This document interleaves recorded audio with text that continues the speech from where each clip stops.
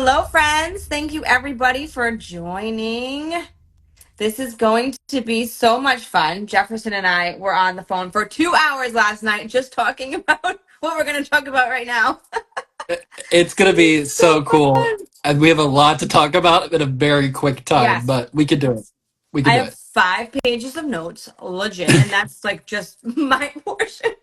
Right. All right, guys. So I want to give you again, hello. I want to get started quickly and give you guys a little bit of a what's happening here because this is still very new and we're hoping obviously it will catch on.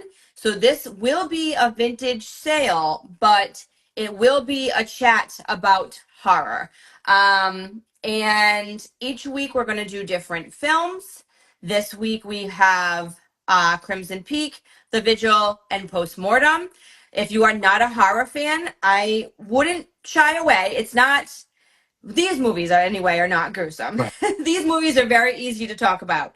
Right. But we will also be showing vintage. It just will be less than a regular live sale because we are chunking this all into a 2-hour segment, which sounds like it's so long until you start getting it all going.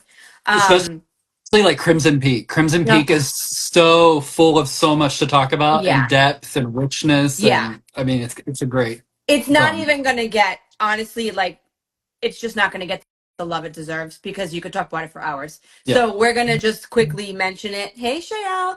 And we're going to do the best we can. And, hopefully you guys have seen one or, of them or Or whatnot. all But of them. all of them. I will say, and I have it in my notes, but this happens, I always go out of order. If you guys have not seen Crimson Peak or if you're Uh-oh. Oh, oh, there you go. You back, back?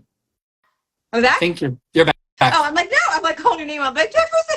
Yeah, like froze for like a second. I It was swiped weird. it, but somehow I got back in. Oh, I was really? just Oh, my oh, that's nice. Okay, I good. know my notifications aren't off, so I was trying to get rid of something, but I just won't touch it next time. Crimson Peak is an easy watch, guys. It's an easy watch, and we'll talk about it, but it's really not. It's horror, but it's like so good. Really, if you're not the biggest horror fan, it's a good watch. So that's what I would say. The other two, no, not for you if you're not a horror fan, but definitely Crimson Peak, I think for sure.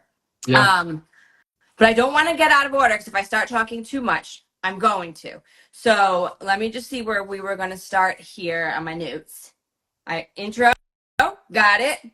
Happy with these 3 movie choices, got it. We're obsessed. Jefferson and I are obsessed with these 3 films, obviously in different orders, but they were good. They were really good picks. So, Yeah. um, And they sorry. interestingly enough have like some ties between Yeah, all 3 of them. yeah. Like there's motifs, there's themes, there's some camera choices, and like there's things that are very similar And we about all didn't 3. even realize it until Yeah. like after the fact, which was wild. So Yeah. that was really cool. Let's see. So I'm going to be talking to you mostly about overall theme of the movie, like the synopsis, the characters, a little bit of intermittent, maybe a scene or something here and there. And Jefferson's going to give you all of the background on like set design, like clothing design, like the nitty gritty, the background of the directors, the storyline, because like that's more of his thing. He likes to really divulge into like the knit and Mhm. grit, and he's got some really cool information to share with you guys. And if we seem like we're going a little bit fast, I'm sorry, but we might be because we also want to hear from you. So if you guys comment, we're going to stop and comment for what you're saying. Yeah. So We're going to do our best to if they keep going, yeah, the comments keep moving, and not freeze. We're right. going to do our best to keep up and be a part of the communication with you, the conversation with you. Yeah, for sure. So you guys know we want this to be interactive. So please feel free to chime in. And at the end of this episode, we are going to. I'm gonna try to leave. I'm gonna try to leave like 10 minutes, maybe a little less, to pick names. So we'll do picking names. I was gonna do a hat. I have a pumpkin down here. That's what I've got. To see if anybody would like to start as our first guest next month, because we would like a guest with us go forward, and it doesn't have to be the whole time if you aren't cool with that, especially if you're not a shop, you don't have to be, Right. But we would like a guest on for, I would say, like at least a half an hour to talk about whatever films we decide to do next month, which we will tell you. And then you, as the guest, will get to pick a film for the following month. So, Yeah. And then hopefully down the road, we may be bringing some other really cool people. I've got some people that I work with and that I'm friends with that are in the professional film business, and some that do actually work on horror films. So I'm going to, possibly bring some of them in as guests eventually. And of course, some other shops that, bring the moody, spooky, gothic mhm. elements to their collections too. So Yeah. it's exciting. Yay! So, yeah, so without further ado, we'll get started. And just if you guys didn't see too, we do have an end time. So we have 8 to 10. We do it purposely because we'll accidentally keep you on all night long. So 8 to 10 is when we're here. Hi, Marty. I know, Mel, so exciting, right? Don't worry, we're gonna get you on. Yeah, so I figured just do quick shop intros. Jefferson, if you want to touch upon you for when we do get there, I'll go through me and then we can start talking about the Cool. films. Hi, I'm Jefferson Ridenauer. I'm the offstage curator. I'm based in New York City. I'm a professional set designer and production designer.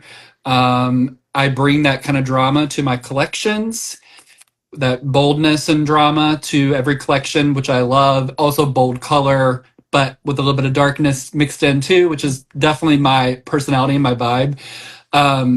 Which makes sense that I kind of did that as my shop. Mm-hmm. I use pirate ship to get you the best deal I can for shipping. I'm about 2 to 3 weeks usually on shipping. I'm going to be a little bit longer this time because I'm about to leave. I'm about to go out of town this Saturday for my next job in Portland for Portland Opera. And I will be gone from this Saturday until the 24th. So I wouldn't be able to get shipping. If anything that's purchased tonight, most likely I wouldn't be able to get it out before I leave. So it would be when I get back right before Thanksgiving when I could ship out. What else? Yeah, I use Venmo preferably, but I can also do PayPal if someone needs that. Use recycled materials as much as possible. Yeah, that's me. Cool. Cool. Awesome. All right, guys, I'm Crystal from RRE Surface, shipping out of Rhode Island. I do a one-part invoicing, so I get you packed up and fully invoiced for the item and shipping before I bill you. So it does take me a little longer. It's usually a 7 to 10 day window if you do not want an open box. If you want an open box, I typically hold boxes till end of the month, which always seems to work out unless, of course, you want it. Mhm. Then I close it and I get it to you. Something I keep forgetting to say is shipping sometimes is all over the place, right? Sometimes it's up, sometimes it's down. If And I shipping can, rates are going up. yeah. So if I can, it depends. When the rates go up high, it's hard to do it. But I try to at least give you guys like, either I'll take if the shipping's really high, I'll try to take a few dollars off, or if it's like a regular fair price for shipping, I try to give you like a free upgrade for priority so you get things sooner. I just try to work with everyone because I know the shipping's kind of a PIA, but we all have to do it, right? So, Yeah. but yeah, so 7 to 10 day window. Sometimes recycled materials, sometimes regular, depends on the size of the box. Venmo preferred as well. I will do PayPal, and that's pretty much me in a nutshell. So, without further ado, should we start chatting about the films? We should. Okay. So I guess I'll start because I'm just gonna intro Crimson Peak, and then you can get into like your nitty gritty. Yeah. I can get into the technical stuff. Okay. So first film, guys, Crimson Peak. Amazing film. Sorry, I do have to look down a little bit, but I do have to go off for my notes. Made in 2015 by I always say it wrong. Guillermo del Toro. I try to say the L's, and you can't say the L's. But he's incredible. So it's considered a gothic romance film. It is horror, but it's really focusing on more of the gothic romance. And if you don't know really what that is, I'm going to tell you. So it's basically like a gothic film with a feminine appeal. And it's like you focus heavily on a female character. And basically, in this case, there's two. It would actually be Edith and Lucille in this film. So it's really great. And from their two very different perspectives. And then basically it dissects like their emotions, their characters, happiness, anger, fear, past, anything that's kind of weighing on them. And then it kind of reflects in the romance. And then there's obviously a love interest. So that's what a gothic romance film would be about. Um, and then let's see, I said we see that clearly. I already said the part about everybody would love this film, whether or not you love horror. It's Um, definitely a gateway horror, I think, yeah. film. Because it's just so like rich and visually enticing. Oh, And so much. the scare or the suspense, I wouldn't even call it scare. The suspense is definitely unsettling in parts, but it's not to the point where like you can't handle it. Like, No, I agree. it's yeah. And it's a ghost And story. and it's really, So yeah, ghost story. yeah. Yeah. So it is a little jumpy, but not so much. They didn't focus on the scare factor. It was really like a No. storyline. Um, Exactly. hey guys, Shayelle was saying she's obsessed. Shayelle like Yeah, loves I this, saw that. Yeah. loves this movie so much. Um, so it was set in 1901. You'll see misreadings online because it's late 1800s in like the opening scene because she's a little girl. But I Yeah, watched an right. interview with Charlie Hunnam, and he says specifically it starts it's cast in 1901, set in 1901. Which, So sorry to yeah. interrupt you, but that's like historically that year was a big year, not only for like industry, but for women, because women were beginning to like everything was changing. Like women were able to have more jobs. The fashion of women was becoming less about big dresses and Hmm. corseted and tied in, and you were getting this new modern woman, Yeah. which is really what Edith represents, and that's Right. what Kate Hawley, the costume designer, she brought that into the costume design. This idea that she's this new American woman, and she's sort of embarking on this new journey for herself as a writer, Yeah. which at the beginning it's sort of like, oh, the men in a way kind of like put her down, Hmm. when they're like talking about her writing. They're like, oh, you have really nice handwriting, penmanship. And she's like, well, but isn't the story like compelling? It's like they're trying to put her down in a way, and like Yes. complimenting her handwriting instead of complimenting the fact that the story is really Oh, good and her absolutely. writing is really good. So she Yeah. types it, right? Yeah. So Yeah. she's like, I'm going to type it because they don't want it because I'm a female writer. Which is Absolutely. another point, because you have like all this new technology that's happening at this time. Yeah. You have electricity that's just recently like started, all sorts of new cameras, which I can't remember his name, Charlie Hunnam's character. What's Oh, his name? Alan. Shoot. It's, Alan. Um, yeah, Alan. yeah, I have it written Alan. So down. he talks about like cameras and technology that's changing, and medical procedures. That I mean, so it's really this whole new world Yeah. with the turn of the century. Yes. 1000%. Everything he said for sure. And it's like, again, that's why it's hard because we can get off because there's so many things that shine through in this. Like the details were just not missed. And once you start talking about one, you're like, oh my God, and you see how just everything relates and it shines through and it threads and it's just amazing. Yeah. But anyway, so yeah, so it's Victorian era. It starts in Buffalo, New York, which they don't really state in the film, but that's everything that I had read about basically says that. And then it ends up in England. Hmm. Um, so what basically happens is we have a young aspiring writer, as Jefferson was just saying. She lives with her father, whom she like absolutely adores. She lost her mother at a very young age, which they touch upon at the beginning of the film. He is a wealthy businessman slash investor, which is how she ends up meeting Thomas Sharp, the love interest. So he ends up entering the scene. He has a machine, and he wants to get this a machine that's like digging clay on his family property. He wants to get money to invest this machine, and he's not well received. And then after a family tragedy, basically she becomes very vulnerable. She is attracted to him. She falls for him. She marries him. She moves away with him and his sister to their amazing Gothic mansion in England, known as Allendale Hall. And that is the very short, condensed of like what happens, and it's fantastic. So, do you want to start going into a little bit of that, and then I'll do So characters? yeah, so for me, like Guillermo del Toro is a director who really understands like visual storytelling. He puts a lot of emphasis on visuals as a director, and he's so involved with his like whole team, like from the very beginning to the very Yeah. end, to the point where like there was moments when in one of the interviews I was listening to with Kate Hawley, the costume designer, she was like, "Oh yeah, Guillermo would come to me and be like, 'Oh, I need this brand new dress for Jessica Chastain, like the dress that she's wearing at the ball, Okay. which is Yeah. stunning. That it's like red dripping beaded Yeah. dress.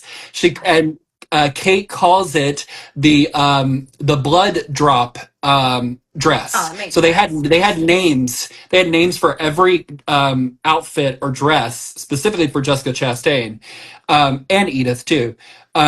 That would help them stay Yeah, organized but because that there dress is was just so knocked out. many costumes Yeah. in this production. But interesting And that they introduce her first in a red, in like a crimson red, full red ensemble, right? exactly, As but like the lead antagonist. it's It's also just a nod a to the mother. red dress. It's a nod. Yeah. The ring, remember the ring that she has that was her Yes. mother's? Yes. It's a red stone. Yes. So it's also a nod to that too, this idea that the parents are still tied to them and still haunting them. Got it. And that was something that they were really exploring in the design, was that Thomas and Lucille, their costumes Sorry, are something just fell upstairs. uh-oh. It just jumped. their their costumes are like super outdated compared to everybody else in this period, because they're sort of wearing what their parents would have worn. That was sort I of the see. direction, as if, because in a way they are running out of money. Like they are poor. Yes, they have this beautiful mansion, but it's Yeah, it's decaying and decaying. Yeah. and it's decrepit and There's a it's hole in the sinking. ceiling.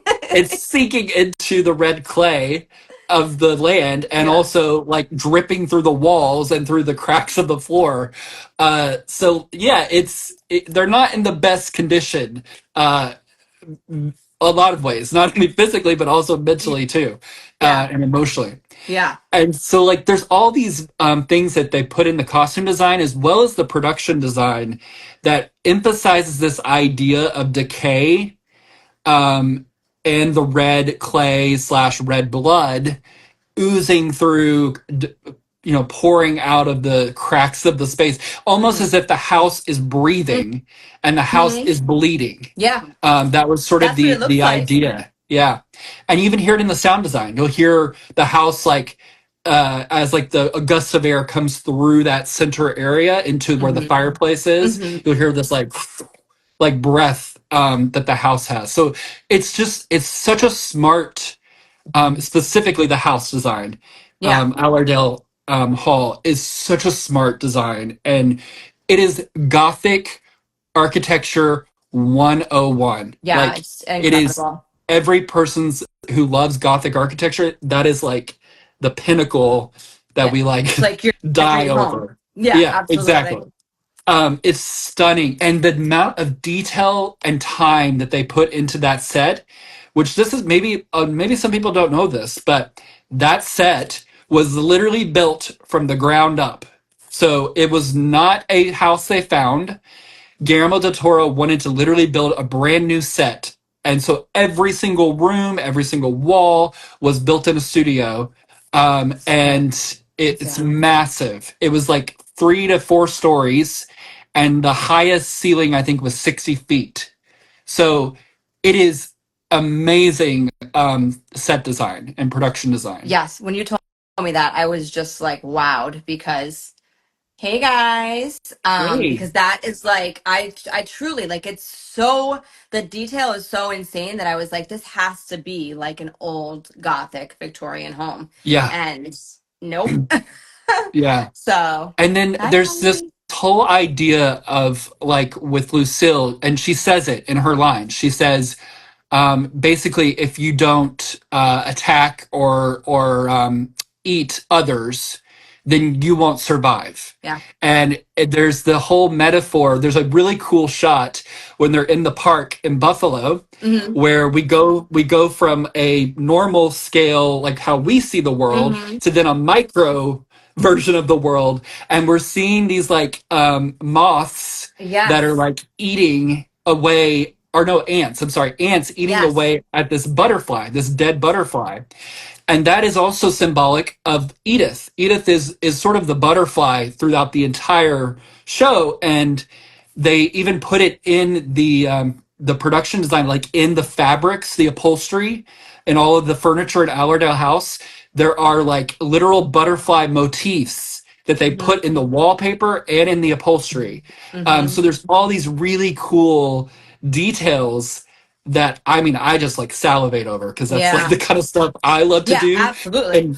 in my own designs. I like to do the same thing, and so it's like these subtle poetic, motifs that are like tied into the design. Aren't they It's like incredible. all over when they enter the first time Allendale Hall too? Like, aren't they like flying Oh yeah, yeah. around? Yeah, Yeah, they're they're like flying around on the every. walls, Yeah. and then up in the attic, especially. The attic is Yes. covered in them, Yes. which is also kind of symbolic because that's where we find out. Spoiler alert: if Yeah. we find out about the relationship between Thomas and his sister, Yeah. which is A very. quite scandalous. Yeah. A very unhealthy, scandalous relationship. Mm-hmm. Yeah, so that is a little bit of the a very detailed, like super cool information, about like set design, and it's always so fun. And then to go back and rewatch it when you know all that, it's like great because it gives you, like, to Shayelle, your point, like it gives you guys something to look for, and you're like, oh my God. Ah, Um, totally. so very cool. And then I'll quickly just chat about the characters, and then Jefferson, you can go on again. I'm not sure if you wanted to. Was there anything detailed you wanted to say about Guillermo del Toro as a director? Um, So he actually he's an interesting director in that like he does do some big blockbusters here and there throughout his career so far. I mean, of Mhm. course, he's still alive. He's still making work. Amazing work, by the way. Yeah, yeah. If you haven't seen his Netflix Cabinet of Curiosities on Netflix, it's really Mm, cool. It's like that's an good. anthology kind of miniseries. But what I think that's really cool about him as a director is that he kind of is in this in between world of being blockbuster, mainstream, and indie. Hmm. He's sort of in the middle, and he'll go back and forth from something that's a little bit less well known or lower budget to then something that is totally like mainstream, like Pacific Rim. He directed Pacific Rim, which is So a different. totally So different different. world Yeah, and story from yeah, Crimson Peak, or yeah. from Pan's Labyrinth, which is the one I think a lot of people know his work from. Yes. Sorry, Mel Sage loves look at the backgrounds. Yes, absolutely. Oh, Well, totally. especially I think in when you love vintage, right? If it's a period piece, Yes. absolutely. Yeah. Can we talk about that bathroom? Oh, Oh, yes. love that So good. bathtub with that really beautiful window in the back wall, Oh all God. the like mirrors, and then like all the greens, the cyan green colors. Oh God, everything. It's just everything. So It gorgeous. is literally once they walk through the doors, it's everything. And actually Edith's childhood home is beautiful as well. Like Yes. Oh, even the yeah. opening scene with that, I mean they are wealthy, Yes. right? So she's the large home is not she's not shy to it. I mean the one she moves to, Allendale Hall, is much larger scale, but she's got it all too, like where she is, like the dad, yeah, Yeah. like the bathroom where the dad gets murdered is like it looks like a locker room bathroom. It's ginormous, and it's like just his personal bathroom, you know what I mean? So Yeah. it's in both. The Devil's Devil's Backbone Backbone. is That's another good fun to one. me. Yeah. We may have to do that Yep. eventually. I might have to Oh do that yeah, one. we're gonna take suggestions, guys. So absolutely. Um, but yeah, let me just tell you guys a little bit about the actual character breakdown, and then we'll have Jefferson chime back in again. We're making good time, I think actually. we're We doing are pretty good. going Yeah. quick, but we're making good Yeah. time And I, because we want to show I you mean, some fun stuff. there's a ton to talk about. I I mean, know. I think I talked to you probably way over 45 minutes the other night about Um, Crimson Peak yeah, I think so too. because But it's fun. like the color story too Yes, is so just smart. spot Like, on. Yeah, um, like you know. you have these warm ambers and mustard tones and tobacco tones Yes. with Edith and her world, Yes. and then that contrasted with heavy black, heavy dark blues, dark crimsons with like Thomas and Lucille's world. It's this really beautiful color story Yeah. that just speaks to how they are so different, Exactly. and she's really this like she really is like this little butterfly kind Oh, of she is. trapped in their decay Yeah, and their immorality. absolutely. They touch upon it over and over and over again. It's amazing. Yeah. And Stormy was saying it was her favorite set Oh yeah. because it's great. It's gorgeous. All your favorite covers, girl. Columns, girl. I can't talk tonight, guys. I'm just starting my night and I'm already not even talking, right? It happens. Um, but yeah, definitely the good vampy color scheme. So, where am I going here? Characters. All right. So we were saying we have Edith. Edith, well, I can do last names too, I guess. Edith Cushing. So Mhm. that's Mia Wasikowska. See if I get that right. Who Shayelle has informed me is no longer acting, unfortunately, but she's known for her gothic, like female roles Mhm. because she did Alice as well. Mhm. But yeah, she's not acting any longer. So she's your main protagonist. She's a young, aspiring writer with a troubled past. We touched upon that. Lost her mom at a young age. Strong relationship with her dad. Mhm.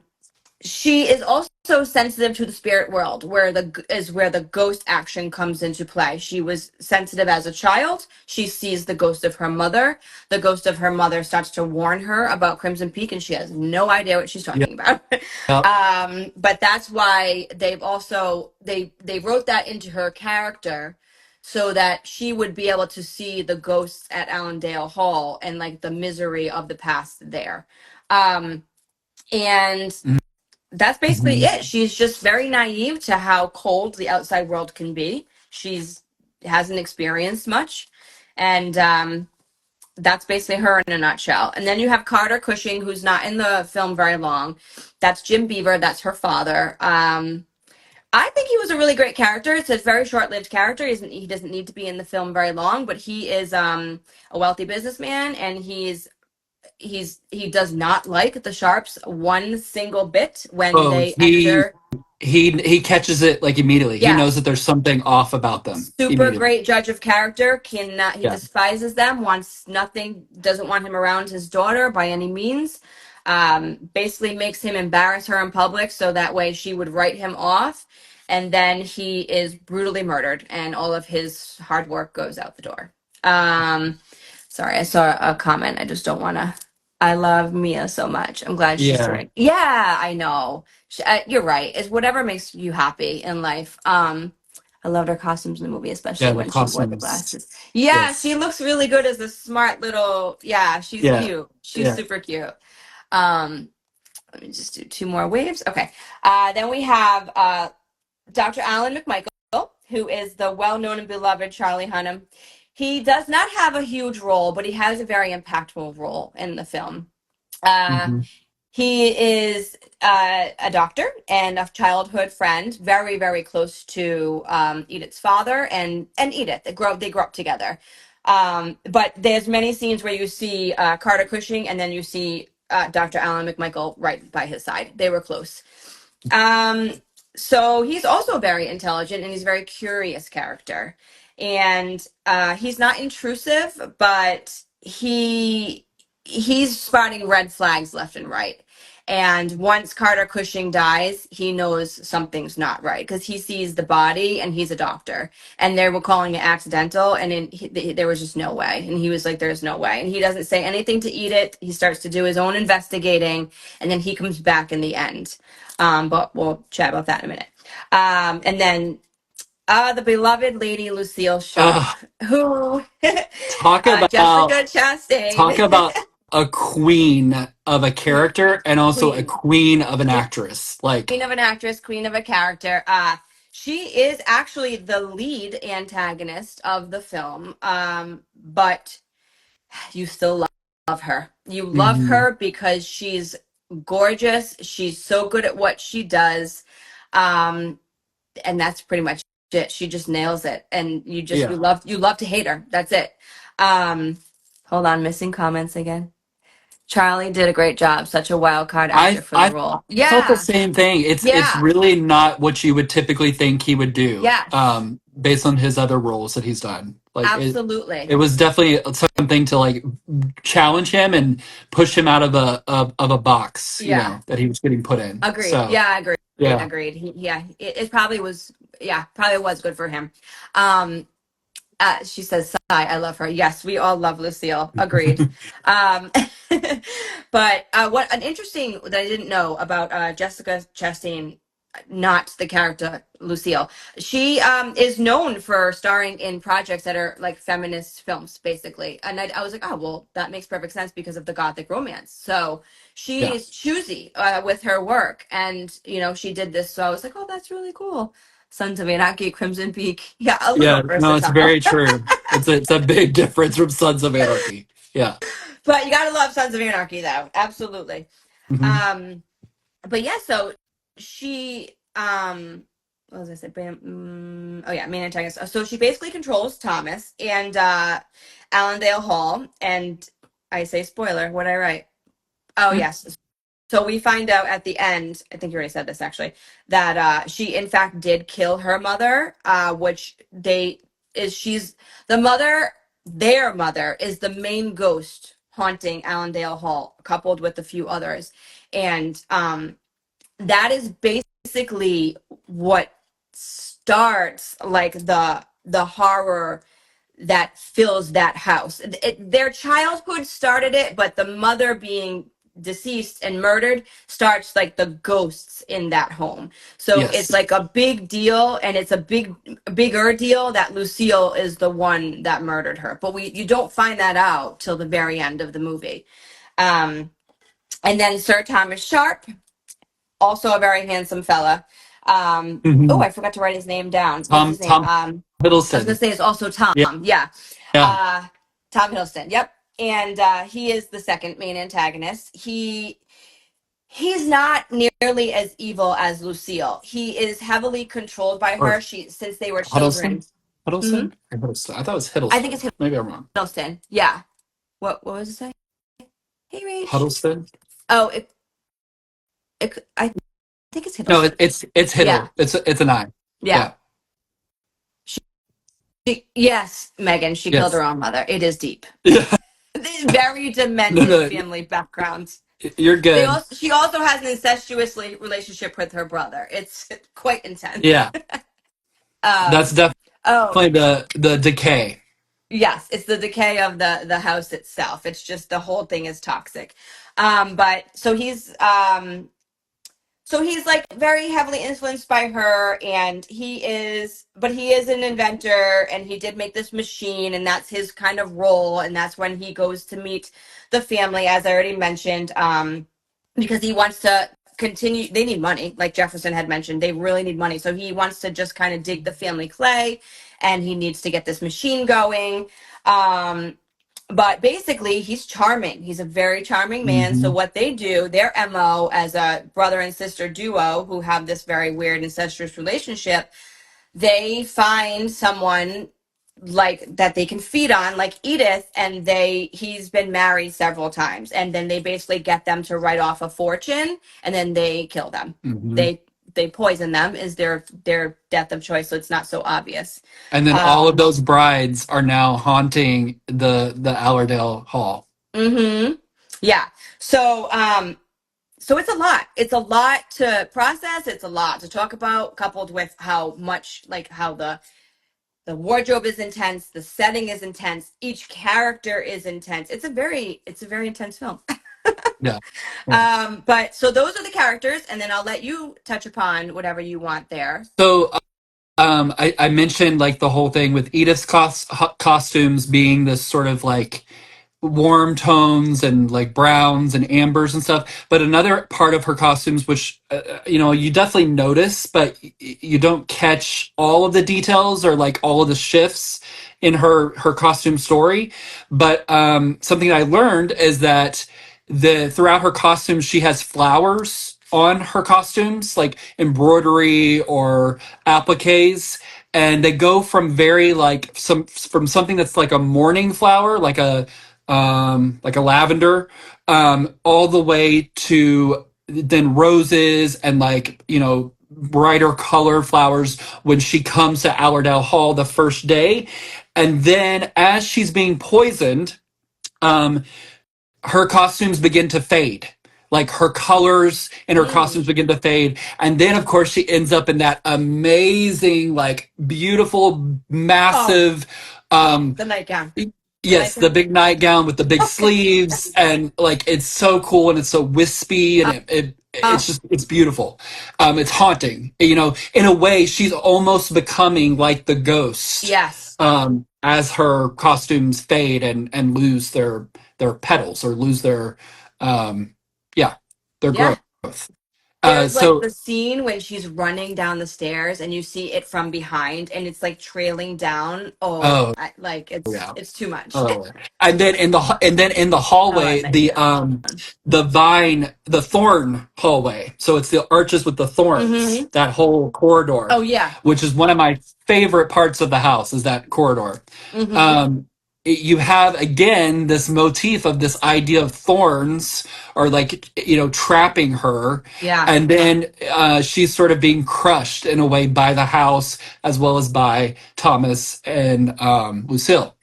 And Yes. I it's can't it's love her. just it's such a smart story that uses visual storytelling to one of I think it really is one of my favorite, within my top five films for production design, because Wonder if it's so Thomas would have gone smart and through it's with so it. thought out. I wonder if Thomas would have gone through with it. Gone through with Suspicions. the Mm. what? Gone through with what? Would have really gone through with the killing Edith. Is that what you mean? Oh, I He see what you're saying. I honestly don't think he would, because no, he really he's loves her. he, he's beginning to Yeah, fall he begins to fall in love with her, he and does. he tries to stop Lucille Yeah, several times. yeah. um so I don't think he really would have gone through with it. I think he was trying to save her. Yeah, he um admits to Lucille right before she murders him and sticks a pen in his face that yes. he loves her and she can't handle that. She's like, "You promised me you would never love another," and he's like, You knew it was going to happen." That's Yeah, like what he says. yeah, Yeah. So, and the ending scene too, which is like my favorite thing from the movie. So when we pick our favorites, so I don't want to talk about it yet, but it shows through there too. So yeah. yeah, I don't think he would have. I think he was just tired of it all. So Like it was exhausting after a while, I'm sure. yeah, so in line with you're talking about characters. For me, the creature design is so Oh, cool. amazing. So Guillermo del Toro is known for his creatures like being super unique, super special. And he does something really clever with these ghosts, specifically the brides and the mother, because they're all red. And one of the interviews I watched with Guillermo del Toro and some of his other team members, as they were talking about in one of the first meetings, Guillermo comes in and says, "Oh, I want these ghosts to be red." And they're like, "What? Mm-hmm. Ghosts to be red?" Mm-hmm. And he's like, "No, the idea is that they've been buried in the red clay Yeah. urns that are in the Yeah. basement of the house, which is like the part connected to the mining and Mm-hmm. the factory part of the house." Mm-hmm. And it's just so smart, because it's like the red not only works because it's like super high contrast and complementary to all of the greens in the house, so the red stands away from the house, but Absolutely. also it's such a unexpected color palette for ghosts. 1,000%. And it's just so good. Like And so good. they're super odd too. They're all like Yes. mangled, or like like Well, the melted, mother or has the hatchet in she's her head, has a right? hatchet in, yeah. Yeah. And then like even the blood that's coming out of the ghosts or the spirits is like Like liquefied almost. floating. It's Yeah. so creepy, and like, yeah, and Yeah. so beautiful. So good. I'm glad you touched upon that because that's like so unique, like you said, and very important. And just, again, Yeah. check to how amazing. But yeah, so all right. I'm going You're gonna to, say your I think, favorite? just favorite thing, and then because we're cutting it close, which we knew we were going to go over a little We bit knew on this Crimson Peak, so one was gonna be longer. we'll have to be quick on the others. It's fine. We'll figure it out. I don't Yeah. have to do character breakdown if we don't. I could just do something really quick. Um, yes, my absolute favorite scene, and then we will show you our vintage inspirations, guys. So thank you. Is the ending scene. Because everything I think meshes just so absolutely perfectly. We see like the complete good versus evil. Like they leave the gothic home. Obviously now Thomas is dead and Lucille and Edith are going head to head, and they, one of them needs to kill the other or that's it, because no one's walking away from this. So but so you go from this very evil, decaying, dark mansion out onto a beautiful, it's snowing, it's pure. You've got the family machine behind you, which still reminds you that you're at Allendale Hall. You've got like the red clay coming through the snow, which still represents the decay and the death. You've got Lucille, who's the brunette. It's completely psychotic at this point. And Edith, she's defending herself, but she's not psychotic, but she's all white, and she's got the very fair hair and skin, and like it's just complete night and day, good versus evil. And I think that they showcase it so perfectly. And then you have Thomas come back as a ghost, which gives you like another reminder of like that it is a ghost story that we're showing them again at the end. And it also basically shows you one last glimpse of their romance, which, remember, it's a romance here, and these two women were basically both in love with him, but in the very end he doesn't choose, but he basically shows he has like the biggest look of remorse on his face towards Edith. And he basically distracts Lucille so Edith can kill her. And it's just so phenomenal. Honestly, they just encompass everything. And then they go back. So because Lucille dies, they go back into the very ending scene is like Lucille at her piano, and she is just right back there in the death that she basically helped create by killing her mother. And it did go more than that. They had a haunting childhood, but the death part started with Lucille killing her mom. So Yeah. it just came full circle. So what? No spoiler warning. Yes, we did say spoilers earlier, of course. There's gonna be spoilers because I mean we're reviewing the film. and we also Sorry, Alan. I mean we totally we've been matter. posting, And you could know, we know everything's gonna happen, and we still would watch it a gazillion times over. I've seen it. I can't tell you how many times I've watched it. It's kind of on my regular like cycle of films I like to watch. Yeah. So my favorite part, I mean, of course, I'm gonna say the production design is like the best part of the whole film is the production design. Yeah. However, there is one detail that for me really stands out and says a lot, and not everybody catches it or not everybody notices it, but I have several times. And if you'll notice on the top of one of the larger doorways that goes into, I think it's the kitchen side, which is to the right when you walk into the house. There's also above the fireplace, there's a crest that's sort of the family's motto, and it's in Latin, but it says death conquers all. Instead of love conquers all, yes, this house is controlled by death, absolutely, not love.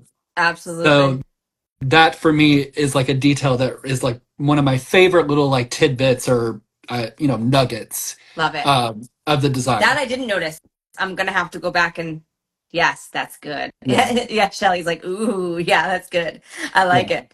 I like it. Well, guys, that's Crimson Peak in a nutshell, and we could have talked about that for so much longer. I mean, that could be a 2-hour episode itself. It could be. We need to rewatch. Yeah. Yes. For sure. Like tonight. Totally. Yes. So Jefferson, if you want to do your Crimson Peak items. Yeah. So I'm going to do my first one, which is like a really cool piece that I just got recently. It's a ghost cicada, So it's not a moth, it's not a butterfly, but it's something that's definitely similar, and it just totally gives me Crimson Peak vibes. Specifically, it reminds me of Thomas when he's the ghost at the end, because it's all white and Mm. like brown tones within the white. But then there's also this beautiful green around the Oh, frame, oh, pretty. and it's a gothic window. So this was done by another artist that I got from a collector here in the city, and I'm just going to do this for a claim of 65. Jefferson, that's beautiful. But it's a really beautiful piece. So this will be a claim of 65.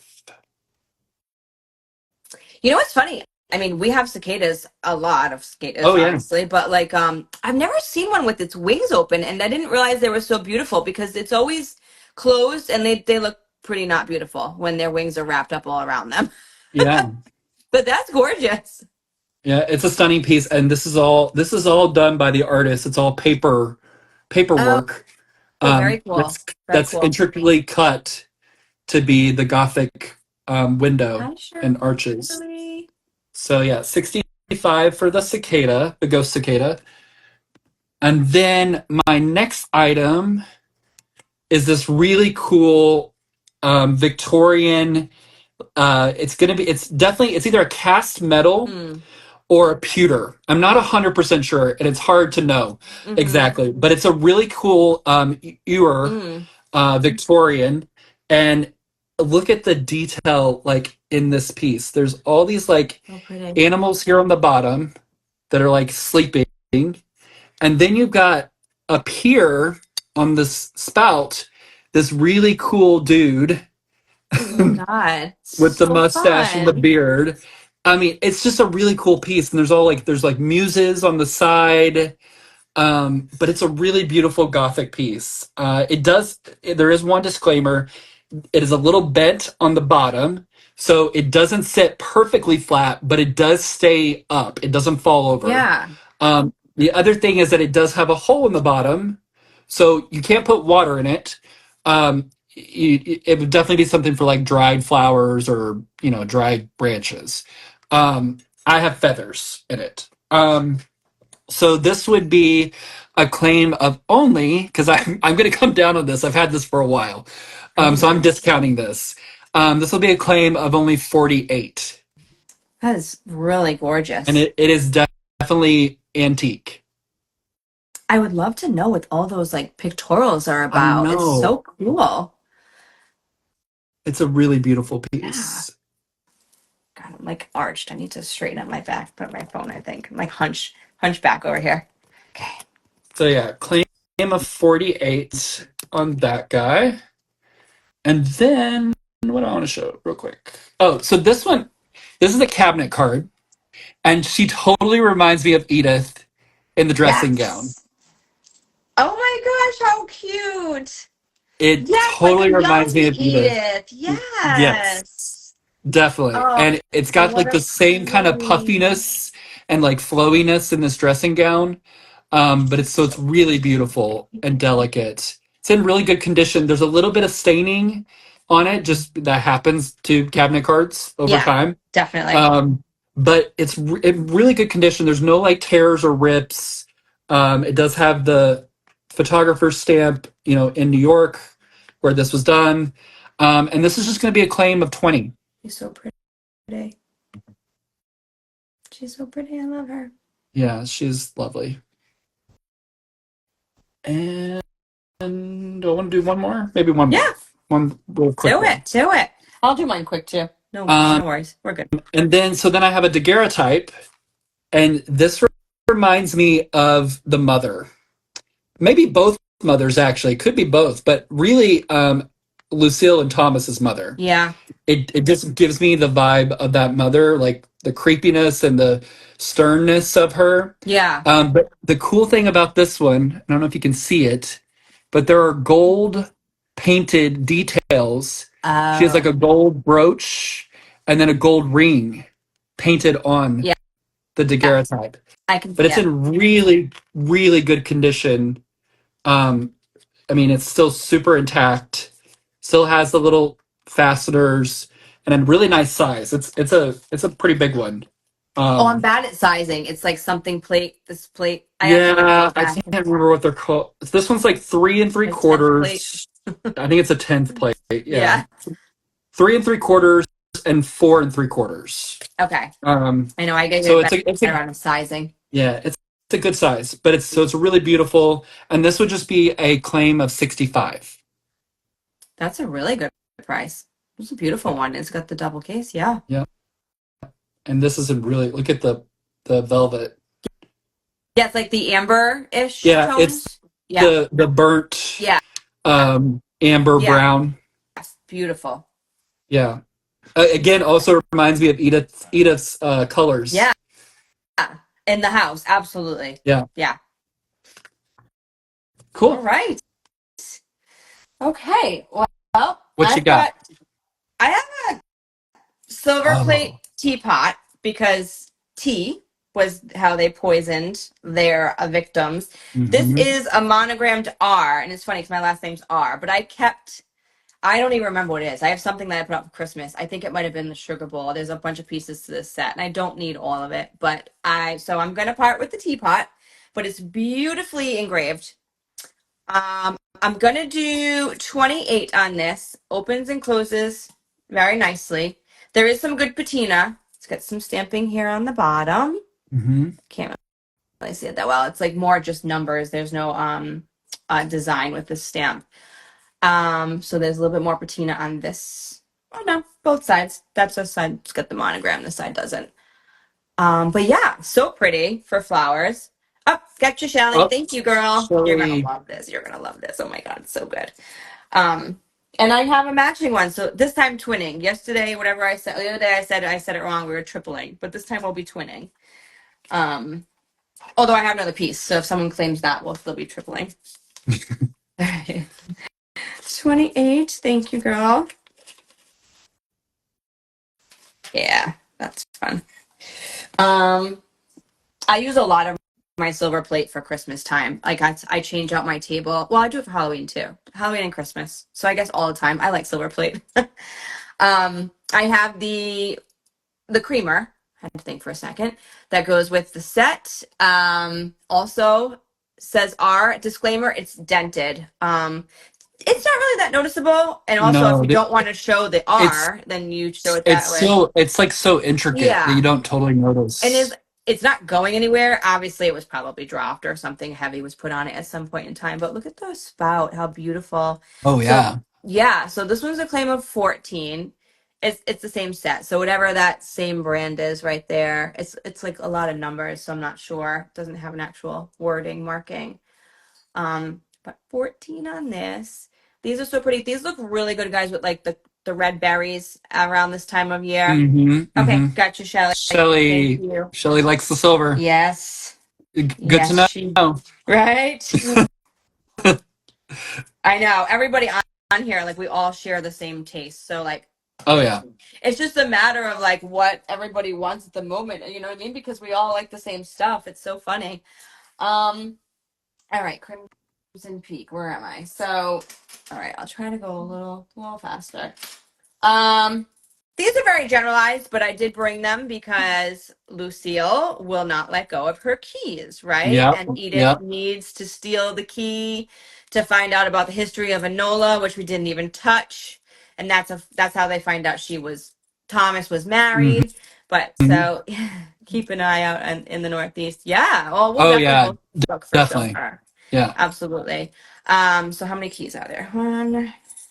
I forgot to count. 1, 2, 3, 4, 5, 6, 7. So I was going to do the whole set for 28.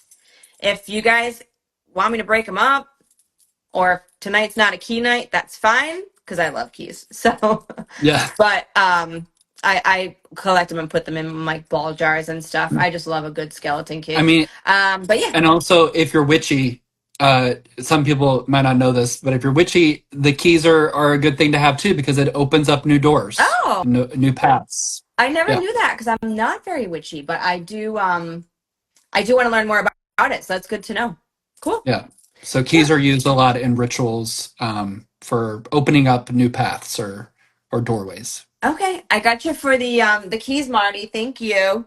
And I have a key in my, obviously, my RRA surface symbol. I don't know. I've just always liked keys.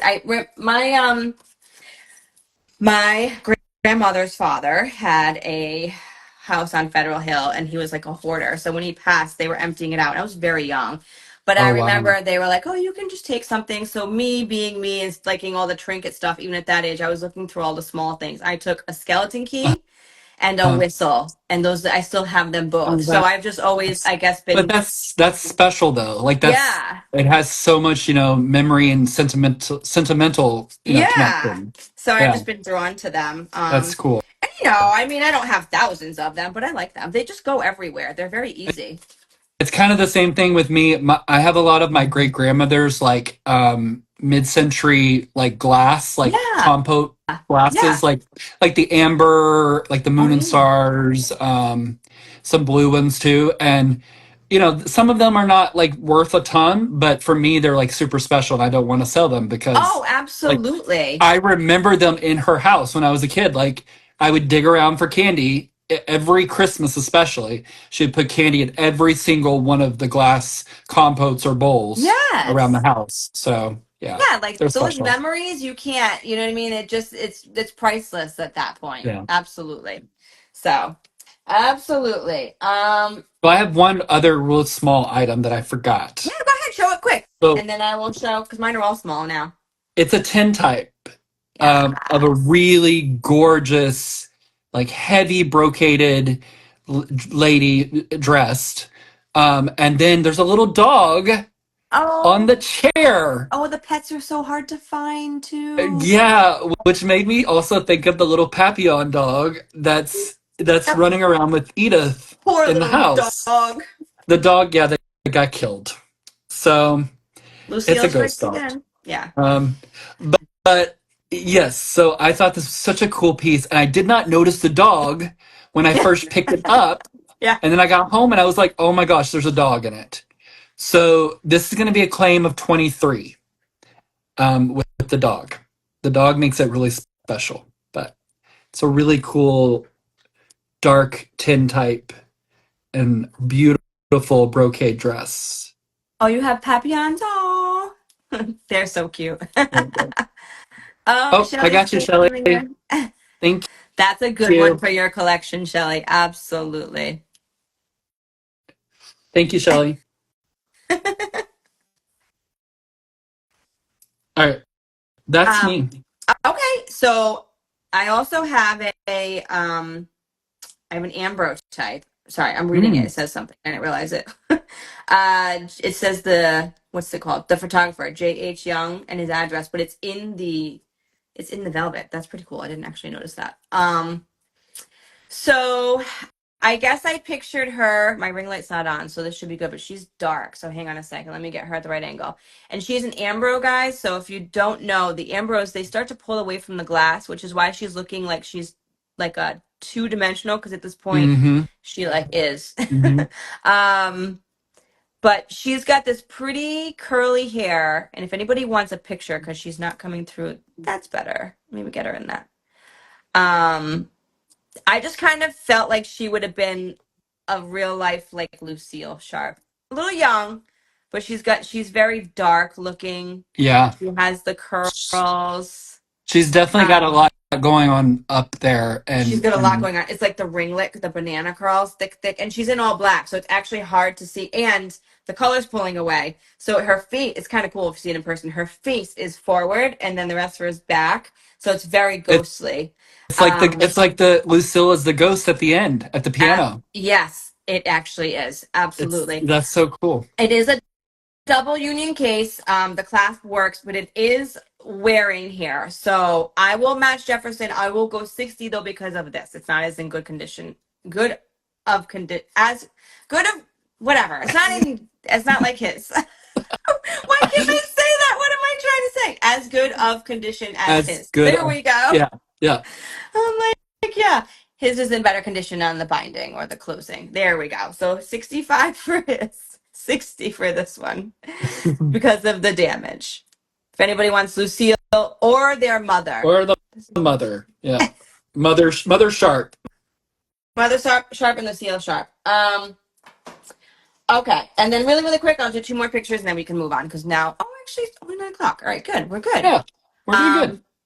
Yeah, they're Love them both both. super pretty. Thank you. I thought this was a real life like Alan, the doctor, who we The actually doc. didn't touch upon, guys. He comes back and he saves Edith. Essentially, she saves him. Actually, he tries to save Edith. Yeah. Which is actually really cool that she saves him because Yeah. it's twisting the whole stereotype of the Prince Charming saving the damsel in distress. Yes. She's actually saving Yes. him. Yes. They try to kill him, and then Thomas like has to stab him, but pretends to kill him because if he doesn't do it, Lucille will really kill him, and that's Yeah. another thing. So it's where we start to see the sweeter side of Thomas, and he starts to like turn. Yeah. So this is it's this Philadelphia photographer. It's numbered 20506. This dapper gent with his little pocket, looks like a pocket watch at the bottom, holding a bowler hat. If you can see that down there. Not a top hat, but he's cool. So I will do him for. We'll do him for 8.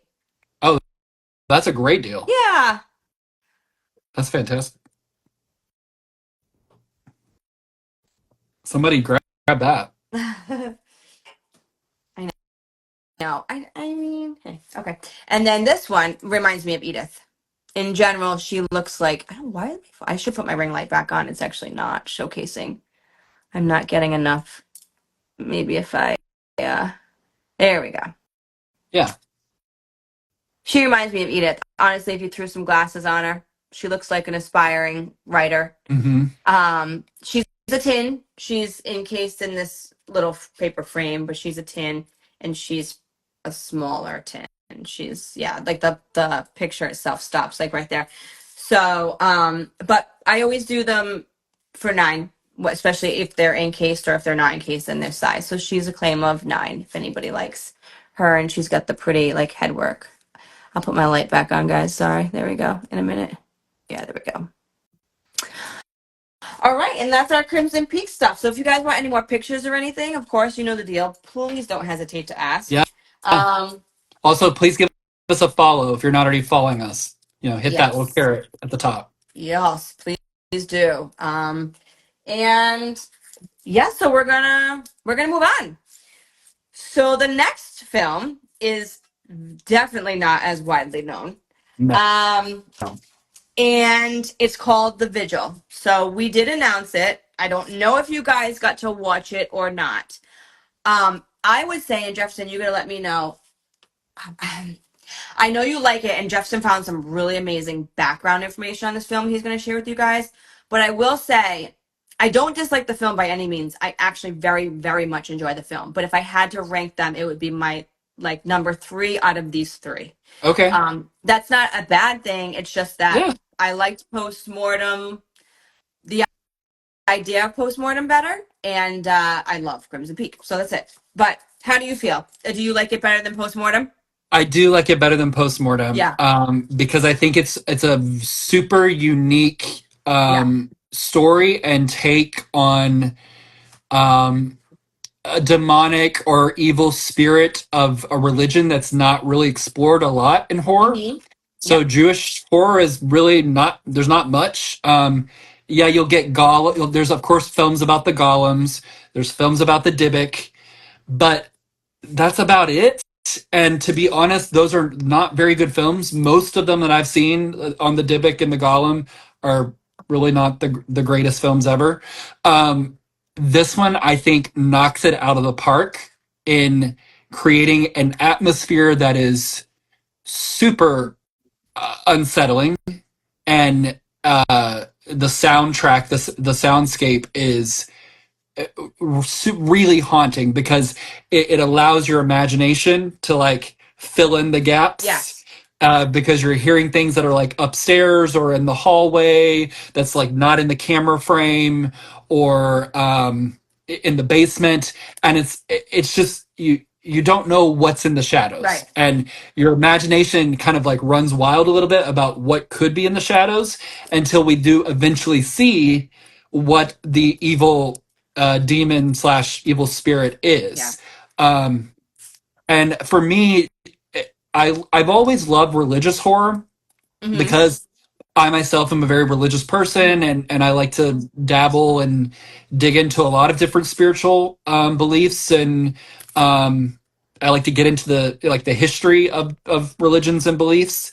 And so for me, it really does something unique and gets into a mythology that's not really explored a lot in other film, and especially not horror, but really not any other film either, Mm-hmm. to be honest. And also the fact that this director slash writer slash producer, he is like what I would call the Yeah. underdog. Oh yeah. He definitely he knocked it out of the park with this film. He got really lucky with like the right connections to help him produce this, which I can get into that here later. And it just, for me, it's just such a really smart, compact, concise, and really like effective story. Yeah. I agree. I definitely agree with all that, and it's better. Definitely better written than postmortem, which we'll talk Yes. about too, because you and I have said like there's some questions with postmortem, and everything I read, all the reviews I read, agree. But it still Yeah. ended up being like a really good film, which is kind of wild. But Yeah. so to your point, and yes, it is definitely everything that you just said, and it's executed and written very, very well. Very well. And I can't wait for you to tell everybody the background on the director, writer, producer, everything. The whole it guy. He did it all. But anyway, his name is Keith Thomas, and he made the film in 2019. It is considered horror, but it's also considered horror mystery. I wouldn't consider Hmm. it much of a mystery, but it's because it's very psychological, very Hmm. psychological.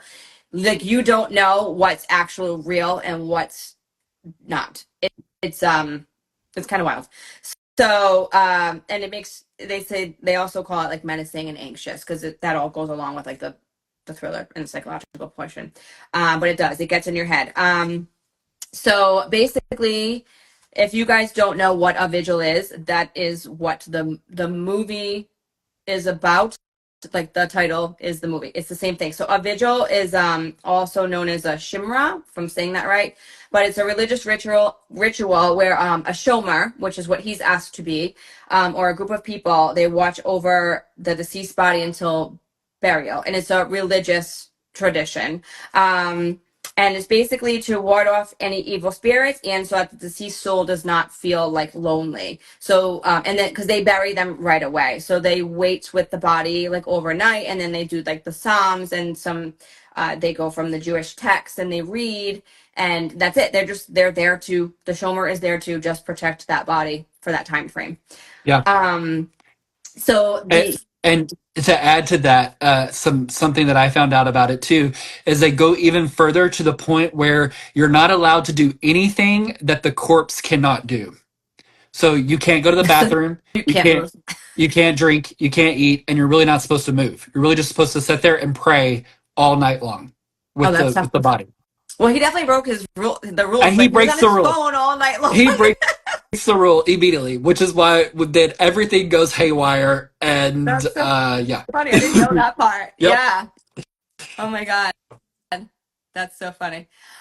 Shelly, did you watch the movie? Because she's like kind of like laughing with it, but He oh yeah, and broke then it so quick. Shell, yeah, he broke it real quick. Oh He yeah, also, if you guys did see it, did not want to be there. no, He's hard he's up, which I'll talk about. So forced to he's come like, back. yeah, whatever. So anyway, it's set in a home in Brooklyn, which Jefferson's going to go into detail about, but which in real life has a large Hasidic Jew population and presence. So this man has postpartum issues from a very traumatic life event, and he's approached by a rabbi friend who needs a favor. He needs someone to be a shomer, and he doesn't want to do it because he is basically like disassociated from his religion because of the traumatic event that he went through. But he really needs money. So they go back and forth on a dollar amount, and he takes the job, and he ends up in this house in Brooklyn and quickly realizes that there is something very malevolent there. Hmm. And he starts being like toyed with by this entity, and then they go into the story of why this entity is there and why this entity is now trying to like attack him.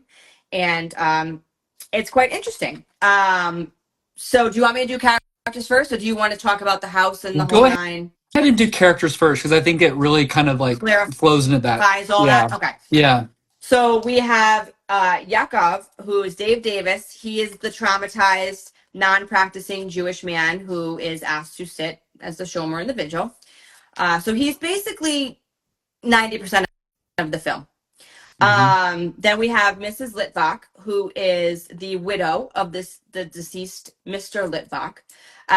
And she has dementia, which they threw in to sort of just add to the eeriness, because sometimes people with that unfortunate disease can be very like spacey, or just kind of they can roam around and you just don't know when they're going to show up. So she does a lot of that because she's in the home, Hmm. and she kind of just pops up out of nowhere. And but she has dementia, but she also knows like about the Mazik, and she remembers. Did I lose Jefferson? No, Oh, I'm I did still lose. here. Oh, okay. I'm like he. For some reason, I was like, oh no, but she knows about the Mazik, so she is very well aware of what this thing is, and the Mazik I will get to. That's the entity. Then we have Mr. Latvik. He's actually not listed in like the cast, and I think it might be because they don't really show him. He's basically the deceased body under a sheet, but they do show him in a video that he leaves Hmm. behind. But they don't show him in the cast, which I thought was kind of odd. But he is a character, and he actually, even though doesn't do anything in the movie as a live person, is a very important character because he's the reason why this Mazik is present. And the Mazik is the ancient um, a creature of ancient Jewish folklore that is actually, Jefferson did some research. It's a real, it's Hmm. not made up, Yeah. ancient creature, and it attaches to people who like carry heavy burdens and pain from their past. And so putting all that together, so Yakov is having issues. He's had a very terrible, traumatizing, we'll get to what it was, happen. And the Mazik now needs someone new to latch onto because Mr. Latvik is deceased, and he needs just that's it. He just basically tries to start to latch onto Yakov, and the only way Yakov can not allow that to happen is to face his fear, which he like refuses to do. And so there's in betweens like there's a video left by Mr. Latvik explaining this because nobody really knows what Yakov didn't know what was going on. And people would always say, oh, he didn't leave his house. He didn't leave his house. When he left his house, he walked right back in. And it's because the Mazik doesn't allow you to leave the home. Like physically Hmm. you become in physical pain when you try to leave your It home. drags Um, you back, mhm. crawling. But what is it? What was It the last part? drags you back Oh, crawling. crawling. Yeah. Yeah. So it's very interesting, and it is all that is like it's kind of like what? Yeah. So it's very psychological, and it all happens in one house, and then Jefferson's going to explain a lot of that to you. So another thing that's interesting about the Mazik, and so Keith Thomas, he comes from a Jewish background, although of course his name is not Jewish. He acknowledges that in all of his interviews. He's like, "Yes, I'm Jewish. My name is not Jewish. It is very much a white American name." And he talks about his background, how he wanted to create a horror film that address this part of his culture and his religion, but also he has a little bit of a background before he did filmmaking. He worked in nursing homes in medical testing.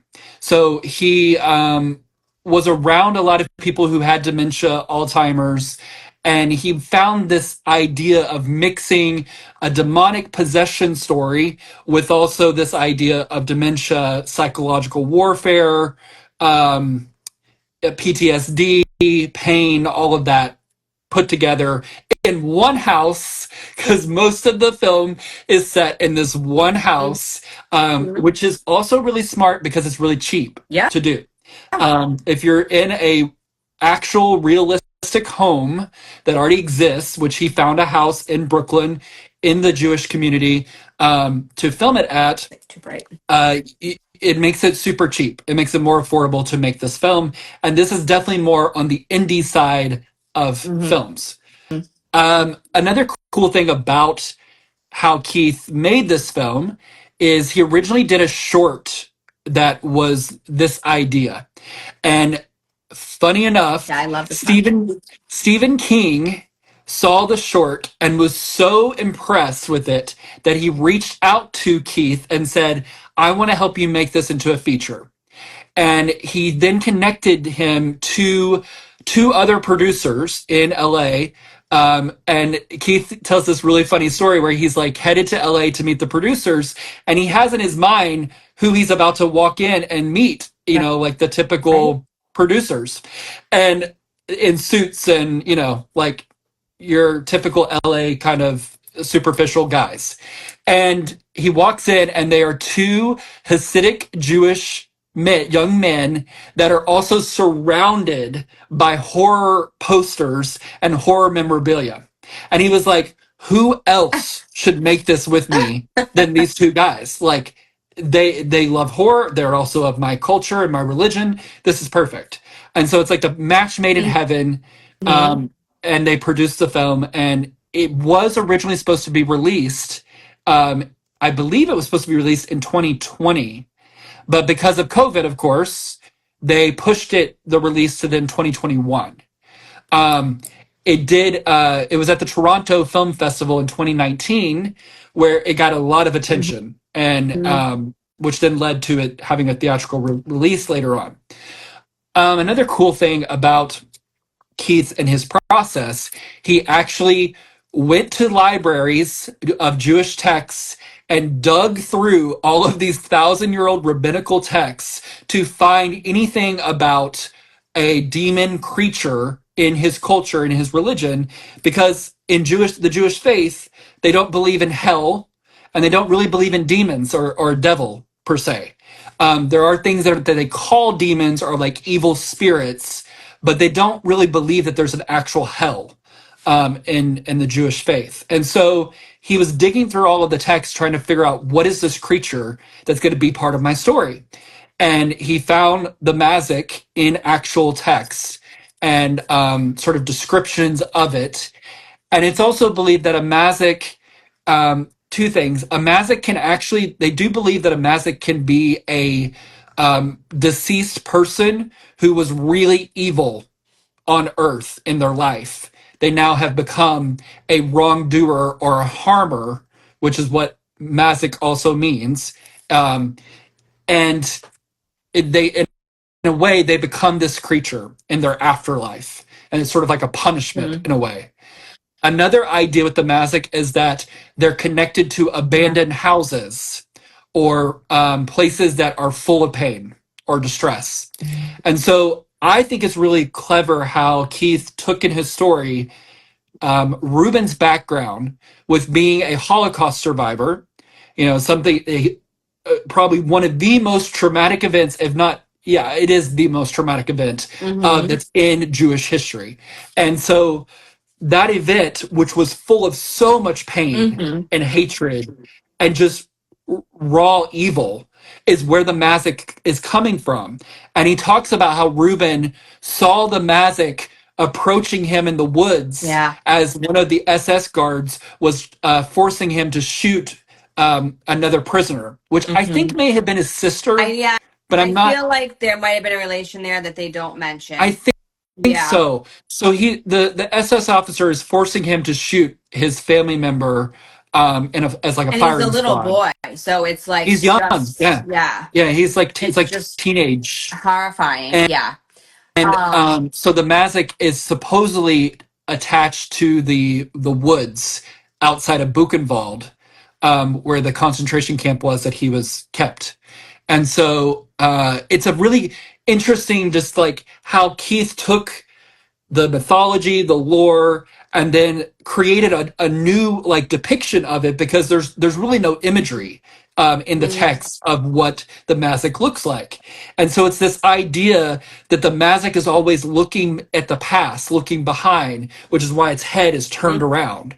Mm-hmm. And I thought that was such a cool like element to have in the character, the creature design, that then also is repeated in the staging and the direction. So like even the camera work will do the same thing. There'll be moments where the camera is panning to look at one part or one focus Yeah. in the frame, and then all of a sudden it comes right back to the body or right back to the past where it Mm-hmm. started.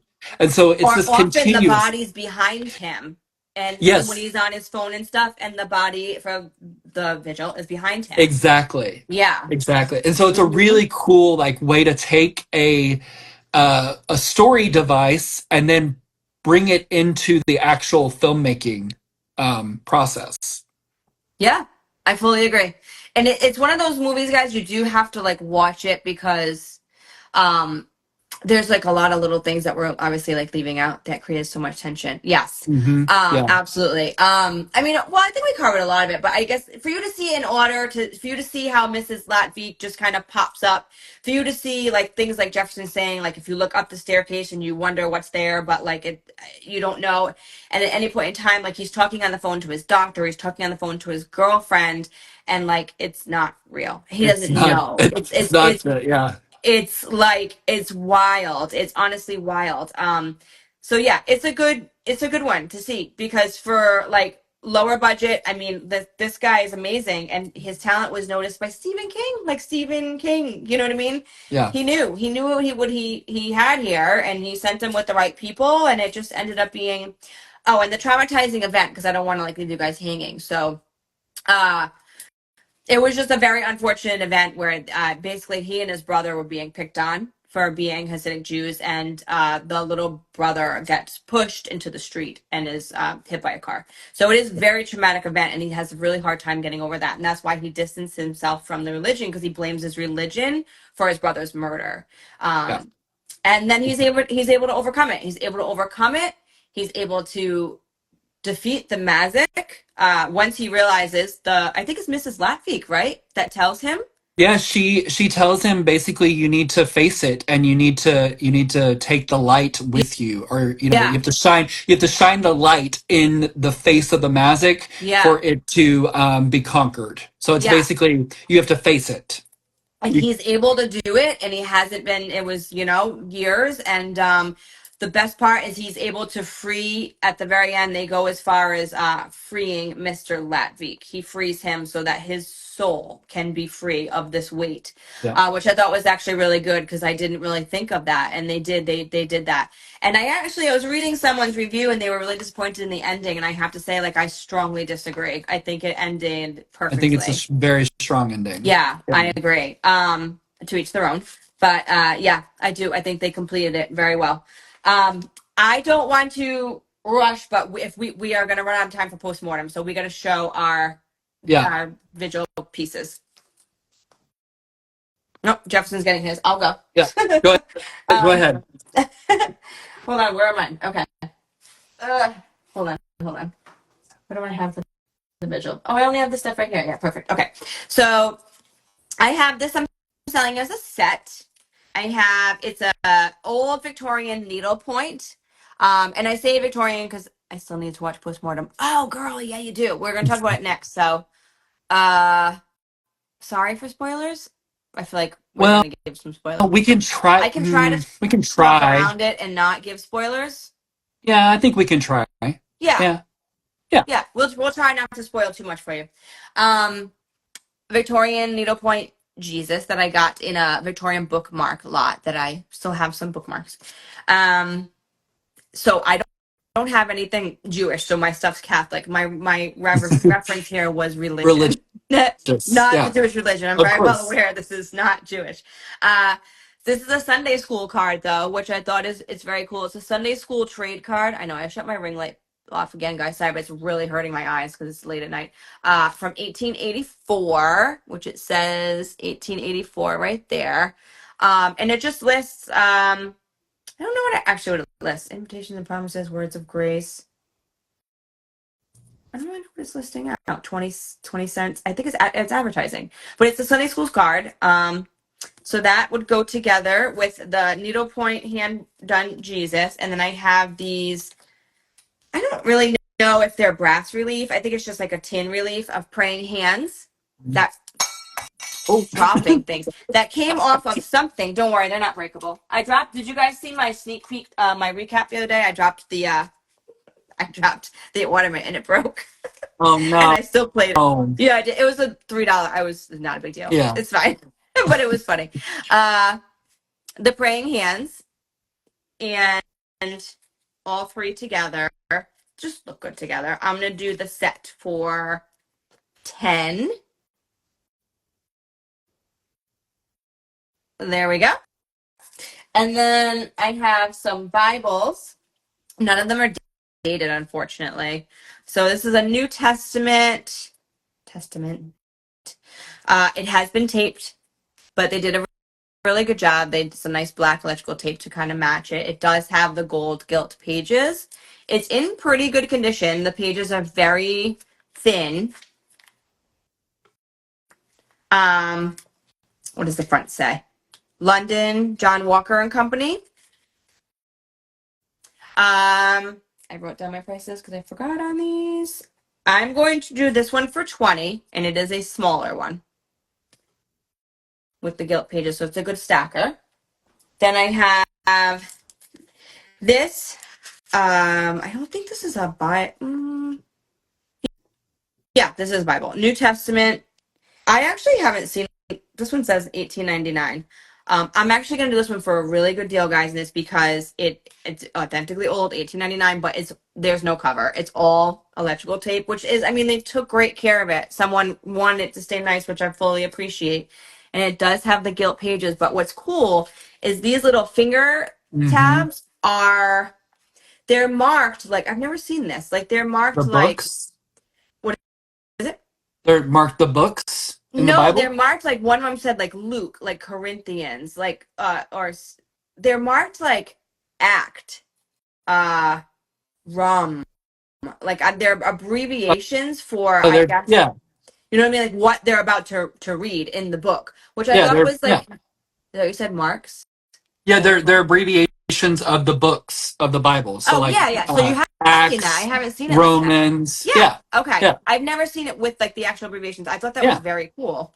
Maybe it is mostly in the older ones. My great grandmother had a Bible like that was really old, and it had the same like page grabbers. So I really liked that, and it looks good if you show it this way. You know, if you put it on your stack, and then I had them stacked in the preview, and then you can showcase that. But because it's in not good condition, I'm going to do it for 18, which is for an 18.99 Bible. Really That's good, even if it's not in good condition. Even if it's not in good condition, yeah. That's amazing. And if not, I'll just keep it because I do collect the black Bibles. So $18.99 on that one. And this guy's going to be 30, a little bit bigger.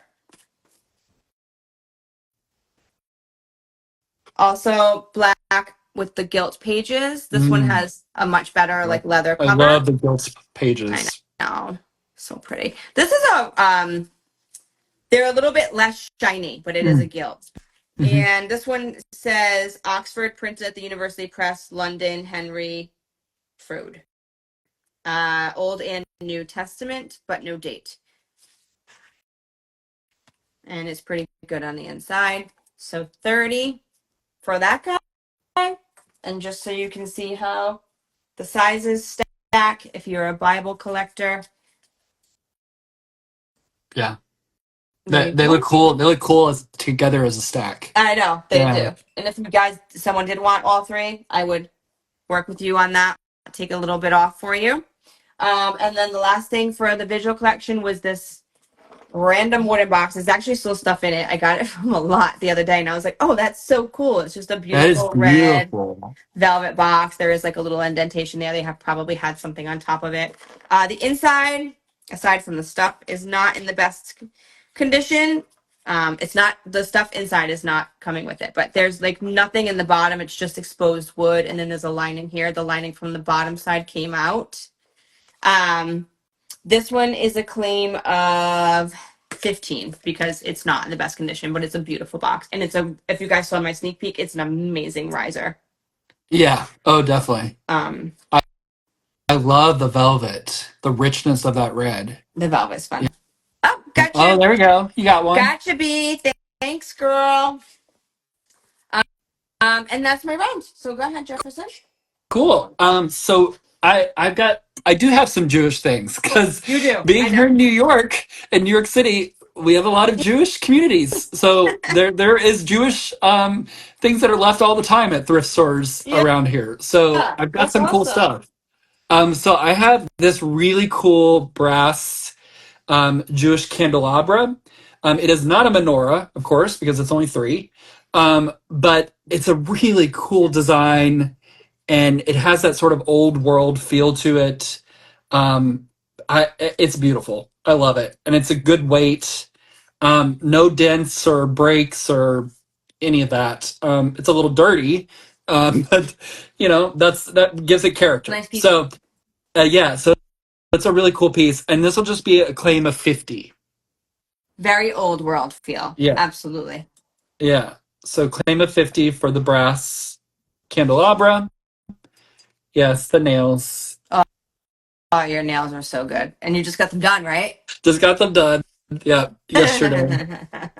And then I have an actual Jewish prayer book. Ooh. So this is probably a book that like Yaakov would have Yeah, used.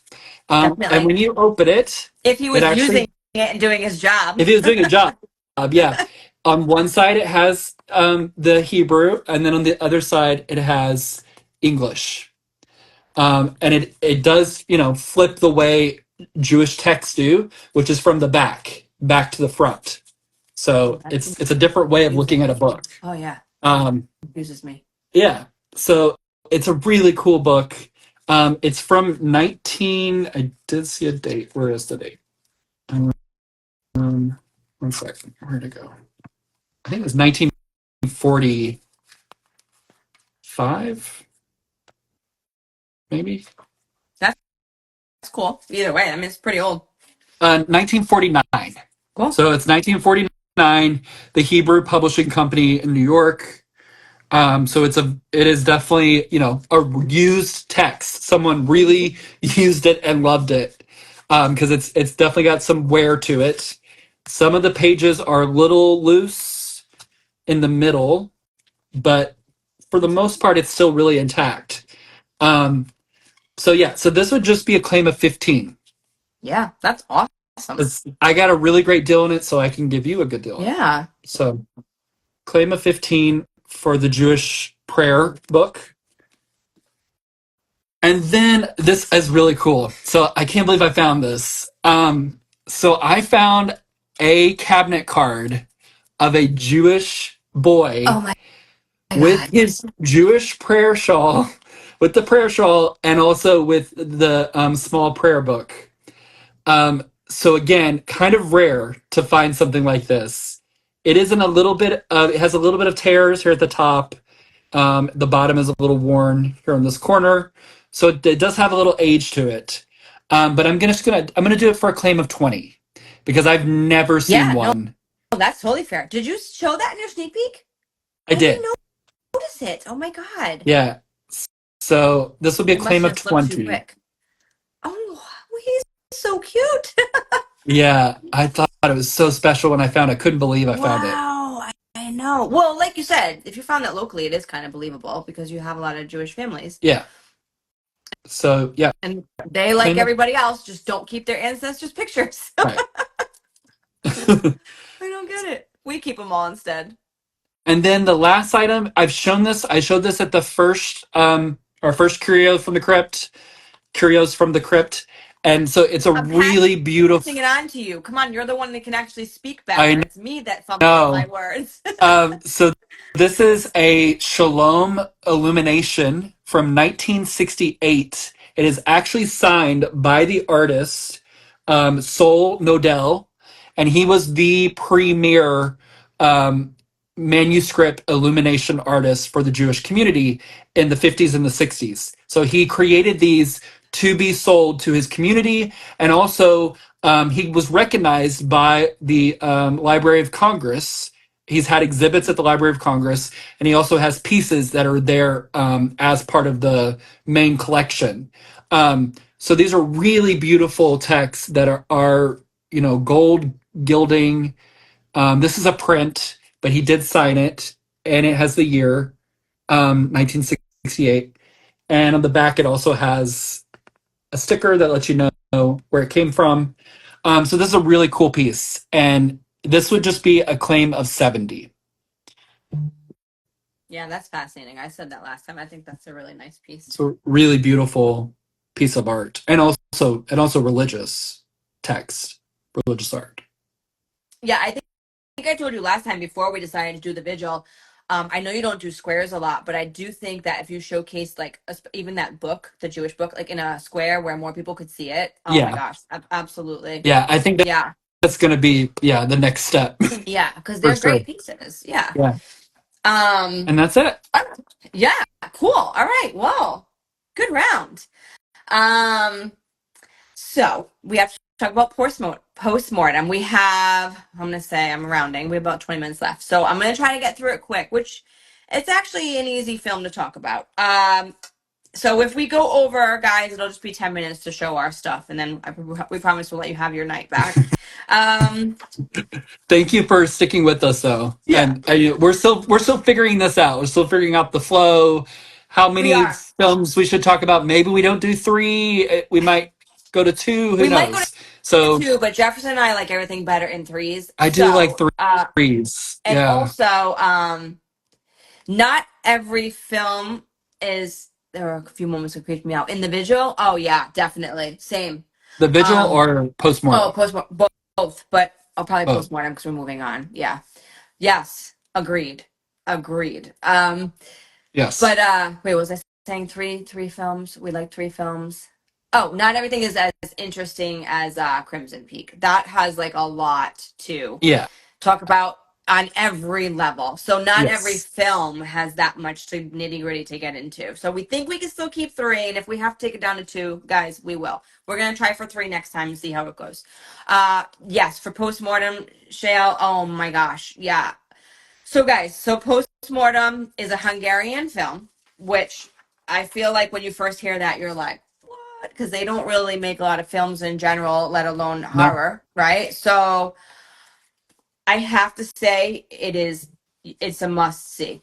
I think if you're like a ghost story person, if you like old photographs Mm-hmm. in general and the idea of just postmortem photographs or just are open to the what I mean, if it's just you like that eerie vibe, it's a must see. Mm-hmm.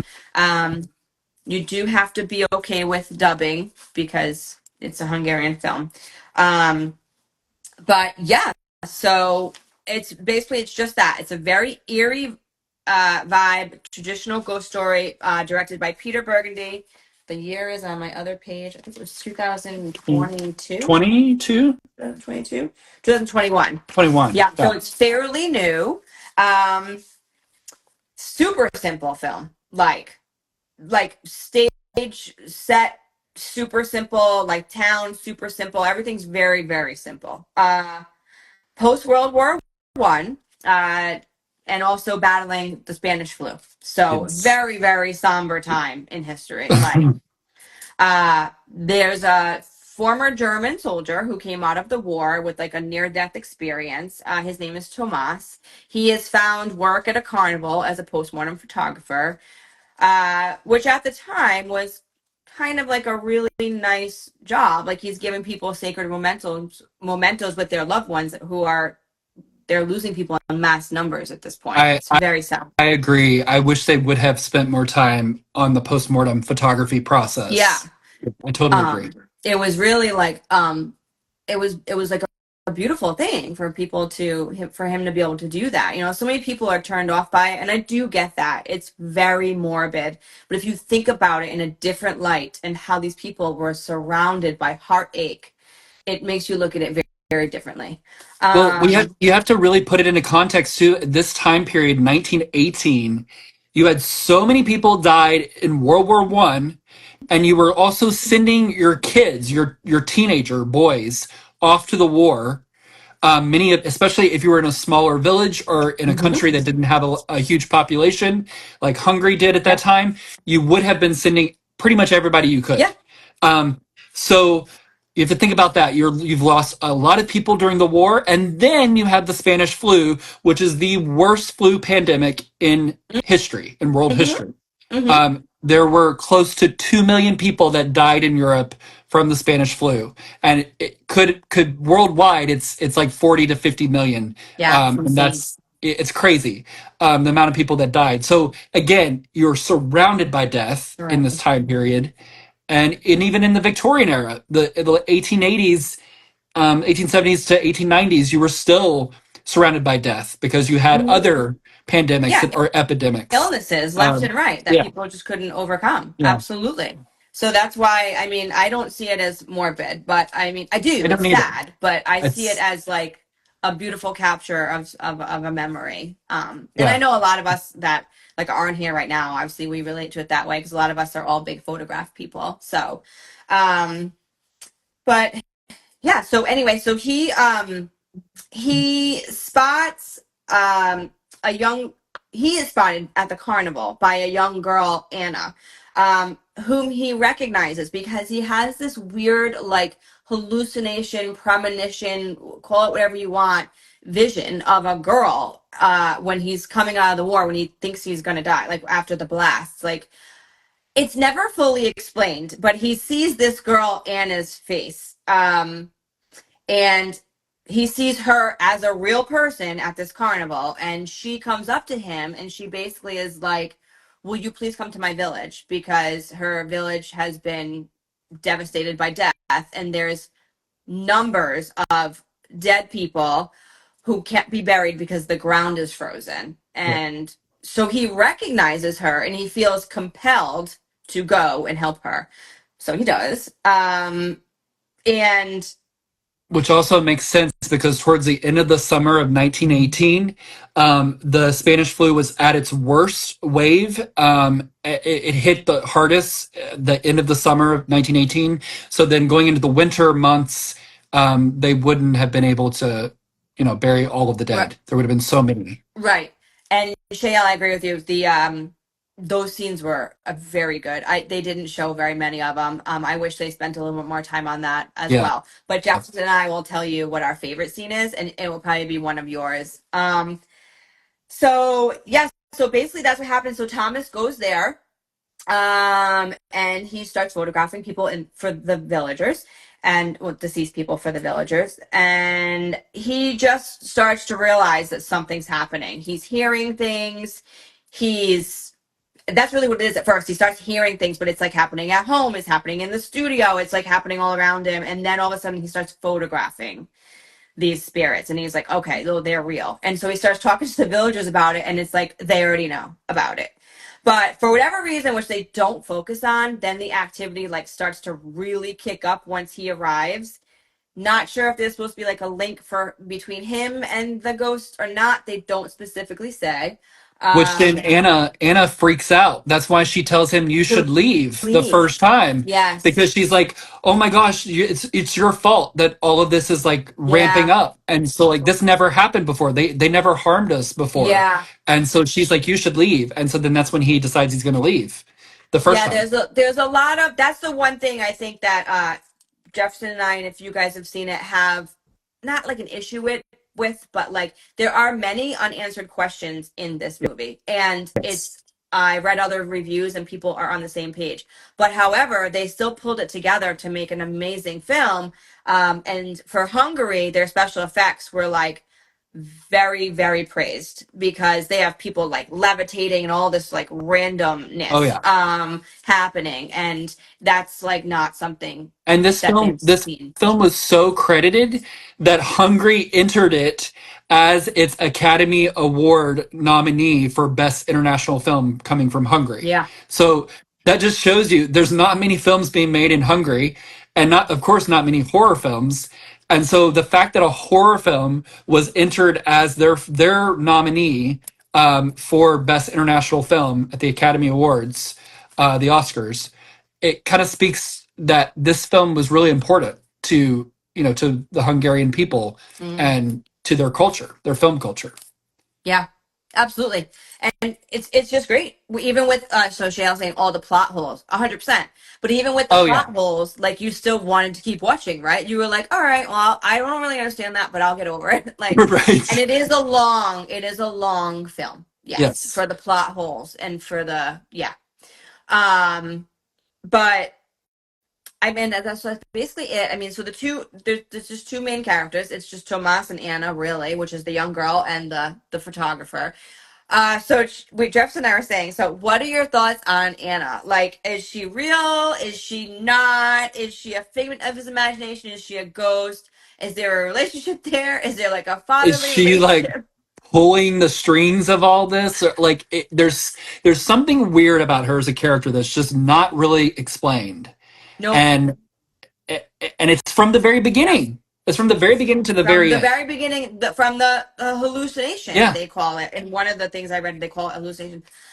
But nothing I've read, like from Wikipedia to multiple people reviewing it, no one can answer the question of why he saw her in the war. And no one can explain their relationship, but everybody admits or agrees that it's very odd. It Their is relationship very odd is an odd because dynamic. he's definitely in his late He 20s in real life ish. he's in his late 30s, so then Oh, he's he's in. probably Oh, in his mid yeah, 30s. Yeah, and she's older than she looks. She yeah, plays a 10-year-old in the film, but she's 18 in real life. right, So right, she would have been still what, like 16? What year did we say? 21? Is she still would have been like 17? She just yeah, looks really yeah. young. But Yeah. it was a very strange relation. I mean, it's platonic. Nothing happens. Oh, right, right. But But it's there's a weird like flirtiness and a weird odd kind of like connection that they have, which maybe is just like they feel affection for each other, or they both understand each other on the same spiritual level, and that's why they feel so close. yeah. I don't know. It's odd. They did keep like not keep referencing, but I want to say they referenced it probably like at least twice, like that she like almost died as a baby, and then he had the near death experience. But Yes, again, they don't ever explain like that. Wouldn't link the two of them because she's so much younger, and and never seen her. He had never seen her before. they Like, bring it up, but it doesn't really make sense to the film yeah, when even though they bring it up. I don't know. So Shale says, I feel like it was a strange relationship, definitely. yeah. And I'm not sure. I think she's real or in his mind. Yeah. So nothing that we've researched either says that she's like not real. I don't know. It just says that they have good chemistry in a very odd way. And then a lot of people were saying father-daughter relationship, but I didn't get that at all. I Like didn't she get looks at that. him and she's like Tomas, and I'm like, you don't talk to your dad that way, so no. Right, right, But okay, nice try. right. Yeah, but anyway, so that is that film in a nutshell, and the ending also doesn't fully make sense. We were having a hard time grasping it. um, but Shayel, absolutely not. But Shayel, we wanted to say our favorite scene. Do you want to talk about it, Jefferson? No, no, you go ahead. Okay. Is in the barn when they had all the dead bodies in the barn at that point, and he goes back in and they are all standing, sitting, posed how he posed them in the Earlier, photography yeah, sessions. yeah. And then also Anna's in that, which is another weird, like Exactly. He sees this like version of Anna that then like charges at him. So is that just the evil spirits like like messing. messing with him or embodying her, or I don't know. Yeah. It's odd. But the fact that they're in the poses that he literally placed them in the photos earlier in the film is so creepy. Oh God, And so the creepy. facial expressions and Like how they're they staring right at him. yes. Like every one of Yeah. them. Oh, And then all of a sudden like the power they lose their power or something, wicked. and all the bodies just like fall on the Whoa. ground Oh. super hard, and it's like the most disgusting like cringe thud. It's so creepy. Yeah, I had to rewatch that today after we spoke about it last night, and I was just like, "Oh, this is so good!" Like, Yeah, and then I have to also say my other favorite scene though is the purgatory scene in the yeah, very end, when he's now in like a purgatory sort of in between afterlife and the real world, and it's like the purgatory is sort of a period house mm, that you would find in this period, hmm, but it's all gray and ashen, and then all throughout the house in the rooms are the dead yeah, people that he's been photographing, and they're in very odd positions, or like there's a kid on a little rocking horse yes, that's really odd. You've got this dude in a coffin with the coins over his eye, which is a tradition that's old. To to pass into the afterlife, you hmm, had to have the coins to get past Chiron's on Chiron's boat. And so it's just like it's such an odd and eerie, atmospheric, beautifully designed version of purgatory. yeah. Like I've seen a lot of different versions of purgatory in film, and this is one that I think is really just like hits the nail Oh yeah, on the head with I being agree. eerie, like being an eerie version of the Eerie, real world. It's yeah, like an in between eerie version of the yeah. real world.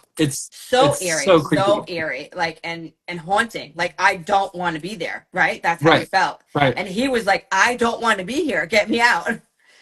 And she's touching upon what you were saying of the when they would show all that in the background. That was good. Yeah. Yeah. Yeah.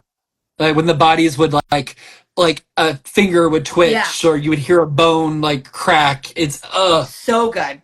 So good. And no one was ever looking. So like they never saw it. We saw it. Yeah, that was yeah. really good.